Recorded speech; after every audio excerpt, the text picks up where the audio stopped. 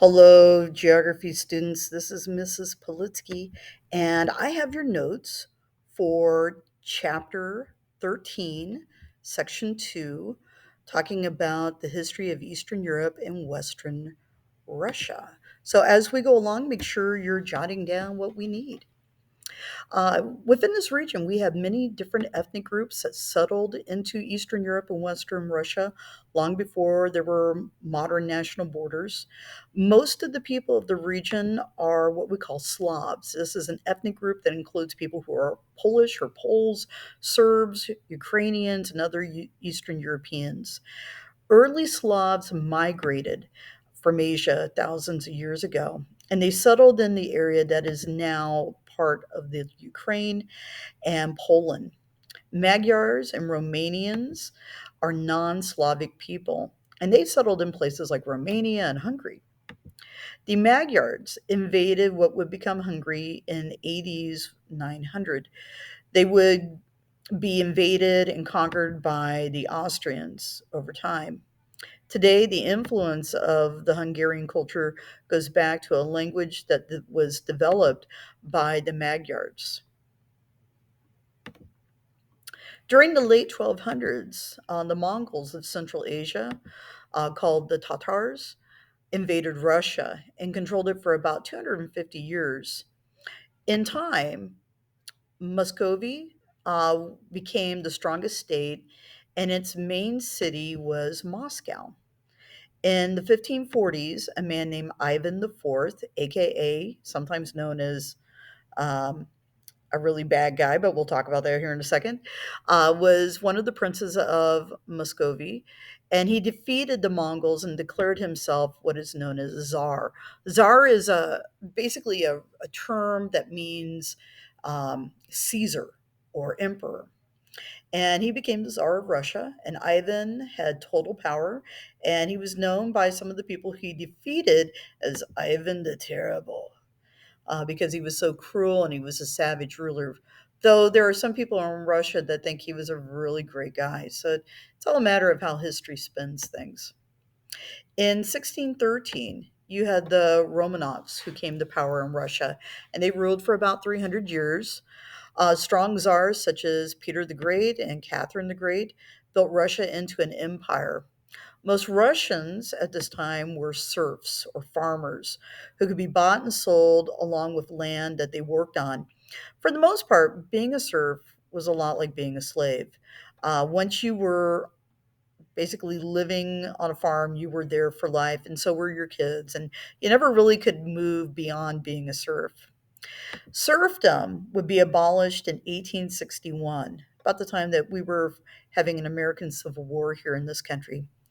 But that had little effect on the people who had no choice but to stay and work on farms or move to cities and work for low wages in factories. The situation would eventually lead to a revolution, a communist revolution, when we get into the beginning of the 20th century. The assassination of the man that you see there with the cool mustache, Franz Ferdinand, the heir to the Austro Hungarian throne by a Serbian named Gavrilo Princip, who was wanting to fight for his independence, I guess you could say, his group of people were. This led to the start of World War One in 1914, and between 1914 and 1918, the Austro-Hungarian Empire, along with the Ottoman Empire that was basically now in present-day Turkey, and the Russian Empire were all ended. After World War One, a new nation of Yugoslavia was created in the Balkan Peninsula from once independent countries. We had differing ethnic and religious groups that came into conflict that would contribute to the breakup of the nation of Yugoslavia in the 1990s. Yugoslavia has Catholics, Russian Orthodox, and Greek Orthodox Christians, Muslims, Jews, and for the most part, they didn't get along. And this is why we had warfare that happened there throughout the 20th century. After World War One, the allies of Great Britain France, the United States took land away from Austria to form the new nation of Czechoslovakia. The Russian Revolution, which began kind of in the dying days of World War I, forced Tsar Nicholas II, who was a Romanov, to step down in 1917. There's a fancy name for this. It's called abdicating, basically giving away your title to the throne. And what ends up happening is there is a civil war that's going to happen in Russia between what are known as the whites, which are those people who support the czar and the imperial family, and those people who were the reds who supported Vladimir Lenin and the communists. Okay, by the end of 1914, the Bolsheviks, who are basically um, going to be the Reds or the communists. They had basically control of the government. And the Bolsheviks were radical Russian communists who seized power during this Russian Revolution. Vladimir Lenin would become your first premier of the new Soviet Socialist republics, or sometimes known as the USSR.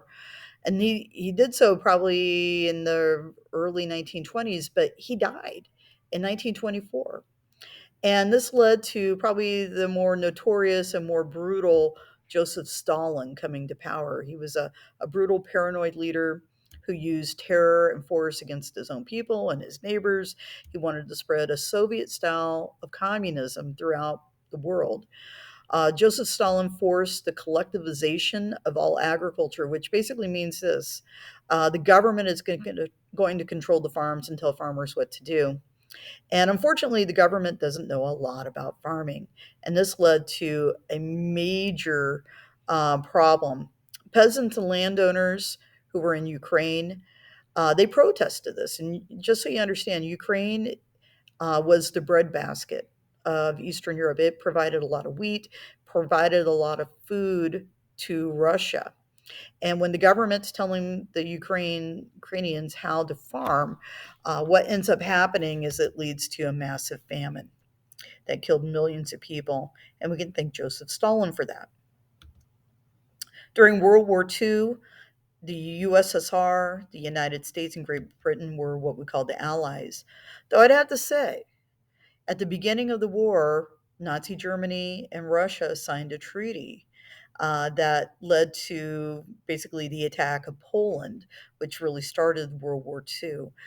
Stalin wasn't necessarily a guy that you could really trust on either side. But as World War II was winding down, the Soviet army pushed the Nazis out of the Soviet Union and Eastern Europe. And after the war, the Soviets occupied Eastern Europe and promised free elections, which never occurred. Instead, the Soviets installed communist governments in Hungary, Czechoslovakia, Poland, Romania, and Bulgaria. And these nations became known as satellite nations, or better known by the term that Winston Churchill coined, the Iron Curtain. After World War II, the USSR shared superpower status with the United States because they both had weapons of mass destruction. In other words, they had nuclear weapons. The Cold War was a term for the rivalry and the conflict that existed for 4 decades between these two nations. The United States and its allies created NATO, which is the North Atlantic Treaty Organization, in 1948. Members agreed to respond to any member if they had been attacked. As a response, in 1955, the Soviet Union, or the USSR, created what is known as the Warsaw Pact, which was its alliance with the communist countries of Eastern Europe. That included Albania, Bulgaria, Czechoslovakia, East Germany, Hungary, Poland, and Romania. In 1986, in Ukraine, a nuclear reactor at a place called Chernobyl exploded, releasing large amounts of radiation into the air, upwards to 30 to 40 times as much radiation that was released at Chernobyl compared to that of the atomic bombs dropped on Hiroshima and Nagasaki. This was a catastrophic event.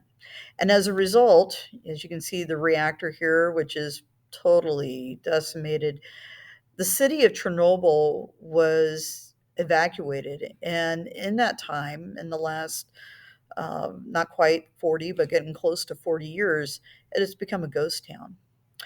You can see the amount of radiation that spread across Europe, basically as a result of the Chernobyl accident. So definitely a very scary time, but and there are still people that are dealing with the effects of exposure to this radiation through forms of cancer. In the 1980s, Mikhail Gorbachev came to power in the Soviet Union.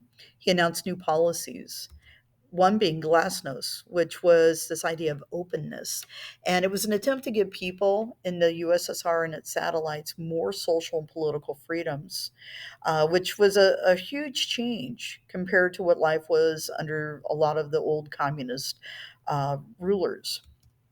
Perestroika, which is restructuring, was a way for the Soviets to reform their economy into a more market like economy.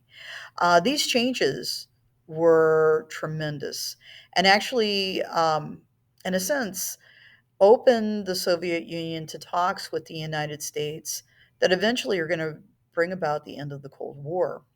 So in 1991, the USSR was dissolved and all the republics became independent countries.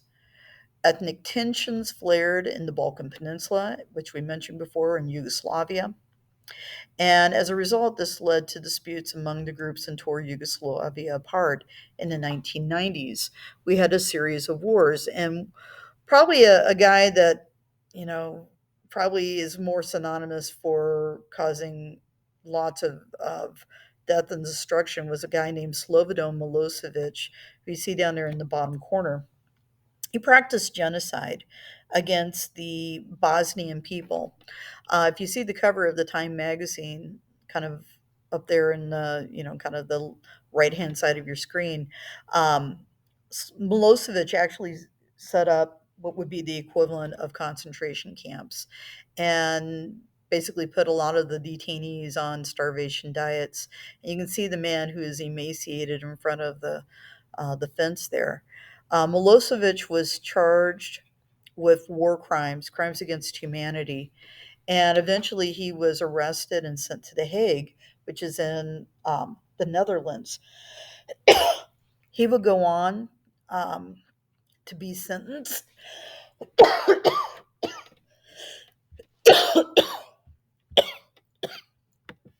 Excuse me. Would go on to basically serve time in jail, and eventually he died in captivity. Thank you very much.